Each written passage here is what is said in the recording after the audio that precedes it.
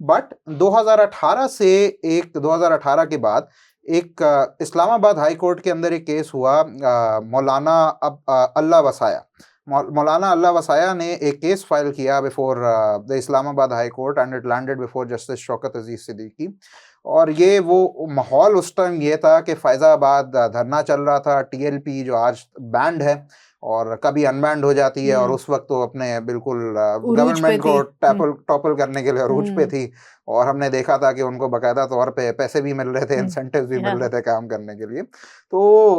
इन सारी चीज़ों के लिए ये धरने एक साइड पे चल रहे हैं, मौलाना अल्लाह वसाया साहब जाके इस्लामाबाद हाई कोर्ट के अंदर पिटिशन फाइल करते हैं, वो पिटिशन लैंड अप होती है शौकत अजीज सिद्दीकी साहब के पास, और उसकी जो हियरिंग्स हैं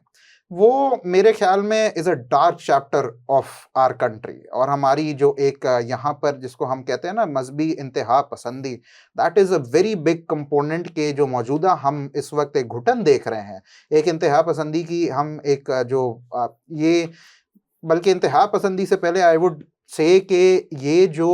एक सुपीरियॉरिटी कॉम्प्लेक्स है सब मुस्लिम्स एंड बाकी जो नॉन मुस्लिम्स है उनके लिए एक हकारत की नज़र है, जो कि आई बिलीव कि अगर इससे भी हम पीछे चले जाएं तो हमारा आइन ही इसके बीच बो देता है कि उन्होंने उस आइन ने जो है दो तरीके के सिटीजन्स की निशानदेही की है। गो के मैं पाकिस्तानी हूँ, मैं भी पाकिस्तान में पैदा हुआ, आप भी पाकिस्तानी, आप पाकिस्तान में पैदा हुई, 14 अगस्त आप भी सेलिब्रेट करती हैं, मैं भी उतने जोश खरोश से करता हूँ। लेकिन आप ये वाली पाकिस्तानी हैं जिनके ऊपर ठप्पा है कि जी मुसलमान हैं, और मैं अनफॉर्चुनेटली वो वाला पाकिस्तानी हूँ जो नॉन मुस्लिम ब्रैकेट में आता है। वो सारे जितने हिंदूज, क्रिश्चियंस, पारसी, सिख्स, जिनके अंदर शायद ये कैपेबिलिटी नहीं है कि वो प्राइम मिनिस्टर और प्रेसिडेंट बन सकें, उन्हें उठाकर वो वाला पाकिस्तानी बना देते हैं, और बाकी जो एक सिलेक्ट कौम है द मुस्लिम उम्मा, उन्हें ये वाला पाकिस्तानी बना दिया। तो ये जो बीच बो दिए, और फिर हम फास्ट फॉरवर्ड टू 2018, ये पिटिशन जब फाइल हुई और इसकी जो जजमेंट आई,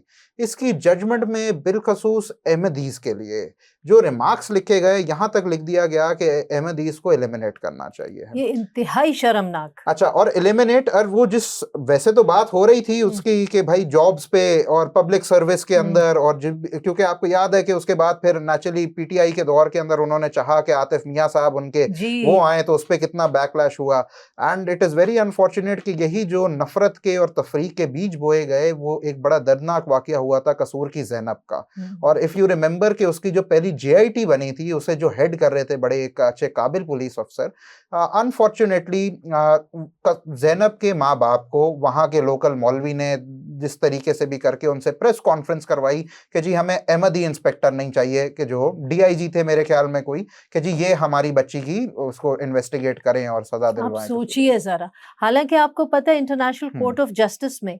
इजरायली जो वॉर क्रिमिनल है नेतन्याहू वजीर, उसके खिलाफ जो एक होता है ना कि एक अरेस्ट वारंट जो निकलवाने में कामयाब है, क्योंकि इंटरनेशनल कोर्ट के प्रोसिक्यूटर्स पे इतना प्रेशर था, तो जो निकलवाने में कामयाब हुए वो अहमदी थे, हैं वो Ahmadi. We will celebrate that, but then we will not celebrate Abdul Salam. Abdul Salam तो नहीं करेंगे उनको। अच्छा, उस पे भी जब भी बात करती हूँ ना, तो बहुत कम लोग होते हैं जो इस बात का इतराफ है, बाकी चुप हो जाते हैं, बोलते कुछ नहीं लेकिन चुप हो जाते हैं।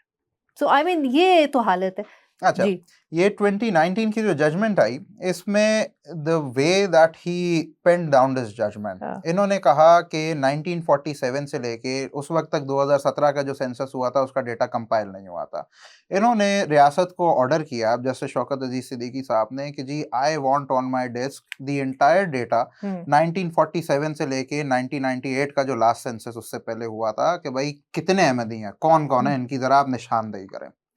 अच्छा, और इसमें उन्होंने जो है नेचुरली अगर एक कोई किसी अहमदी के लिए कि जो आर ऑलरेडी परसिक्यूटेड, एंड जब टीएलपी के खास तौर से और इन सारी चीज़ों के बाद आप उनका डेटा भी कंपाइल करवा के ले आएँ और ऐसे पिटिशनर के हाथ के सामने रख दें कि भाई ये आप देख लें कि ये अहमदी इधर इधर रहते हैं, ये इनके एड्रेसेज हैं, ये इतनी इनकी तादाद है,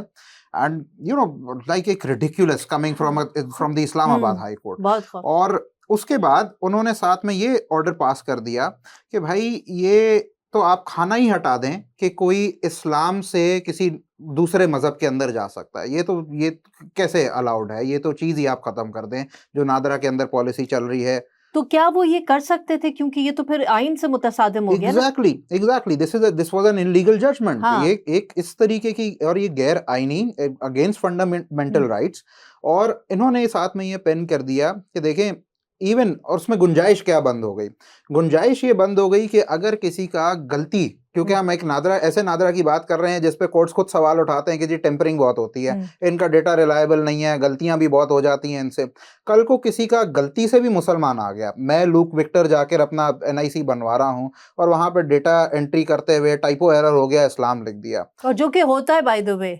that is what I am हाँ, कमिंग क्योंकि टू। उनको आदत है मुस्लिम मुस्लिम लिखने की ना, तो वो उधर गलती से लिख देते अब हैं। मैं आपको बताऊं कि इस जजमेंट के बाद 2018 के बाद एक SOP बना दिया, SOP 4.1.0 इस वक्त नादरा का जो चल रहा है, SOP 4.1.0। और उसमें उन्होंने लिख दिया कि इस जजमेंट से पहले की डेट तक, एक वो इस जजमेंट 2018 में जब ये प्रोनाउंस हुई है, गालबन 7 मार्च 2018 को, तो एक उन्होंने डेडलाइन सेट कर दी कि इसके बाद जो भी कोई आपके पास, नादरा के पास केस आ रहा है कि भाई फॉर व्हाटसोएवर रीजन, भले गलती भी हो, कुछ भी हो, कि हमने अपना इस रिलीजन के खाने से इस्लाम हटा के कोई दूसरा लिखवाना है, आप एंटरटेन नहीं करेंगे। ये आज SOP आई है, ये SOP आ गई है। और 2018 के बाद से coming back, joining this with the Maria Shahbaz case, if Maria Shahbaz अगर उसका नादरा के अंदर अपडेट करा के उसके अगवाकार ने इस्लाम लिखवा दिया हो क्रिश्चियनिटी से, if she comes back to her parents, अगर वो नादरा के पास जाए कि भाई मेरी बच्ची मसीही है, इसको गन पॉइंट पे अगवा करके इसका मजहब तब्दील कराया था, NADRA will say no, NADRA will say कि नहीं, अब एक दफा मुसलमान आ गया है, इस पे ठप्पा लग गया है कि जी ये उस वाले ब्रैकेट से निकल के इस वाले पाकिस्तानी के ब्रैकेट में आ गई, तो जी आप तो खुश हो, अल्हम्दुलिल्लाह मुसलमान हो गई, हम तो नहीं चेंज करेंगे। अच्छा, इसमें एक तो इशू ये कि चलो गलती हो गई, हाँ। ठीक है, दूसरा ये कि कानून तो इस बात की कभी इजाजत दे ही नहीं सकता कि गलती को ठीक करने की गुंजाइश खत्म कर दे। एग्जैक्टली ये तो आइन और कानून तो इसकी इजाजत दे ही नहीं सकता ना। देखिए, दो चीजें कि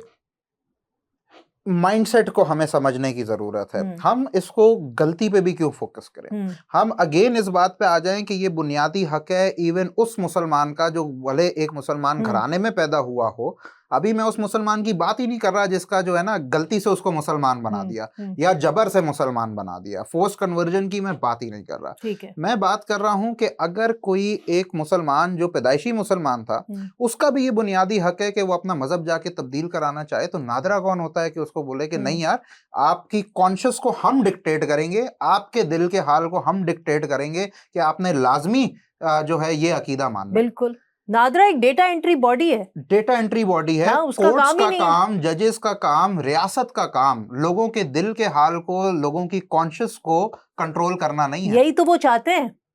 यही तो पूरा इस वक्त पाकिस्तान का अलमिया क्या है कि हमारी जो रूलिंग एलीट है, चाहे वो किसी भी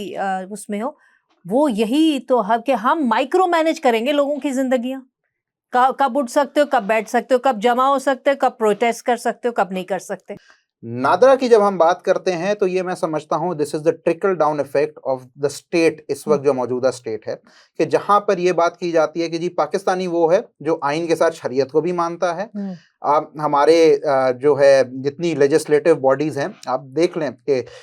जितने हमारे ओथ्स हैं, हम अगर इलेक्शन पे बात करें और इलेक्शन के तरीकेकार पे बात करें, और जो बेसिकली 2019 के अंदर भी ये जो जजमेंट आई थी इस्लामाबाद हाई कोर्ट की, ये पिटिशन फाइल इस बात पे की गई थी कि उस वक्त इलेक्शन एक्ट को चेंज करने की बात की जा रही थी। ये अमेंडमेंट तजवीज़ दी थी कि ये जो डिक्लेरेशन बीच में ले आए थे कि भाई एवरी जो पब्लिक ऑफिसर आ रहा है, जो पब्लिक ओहदे पे आ रहा है, उसने डिक्लेयर करना है कि भाई आई एम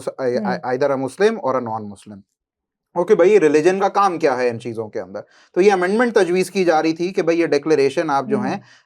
ओथ से पहले हटा दें। तो इसके ऊपर बेसिकली ये पिटिशन फाइल हुई थी और जस्टिस शौकत अजीज सिद्दीकी ने कहा था जी ये कैसे हो सकता है, भाई हमें पता होना चाहिए कि कौन मुसलमान है, कौन आतिफ मियाँ है, ताकि फिर हम आतिफ मियाँ को निकालेंगे कैसे। ठीक है, निशानदेही होगी कि आतिफ मियाँ वो वाला पाकिस्तानी है तो हम उसको हटाएंगे।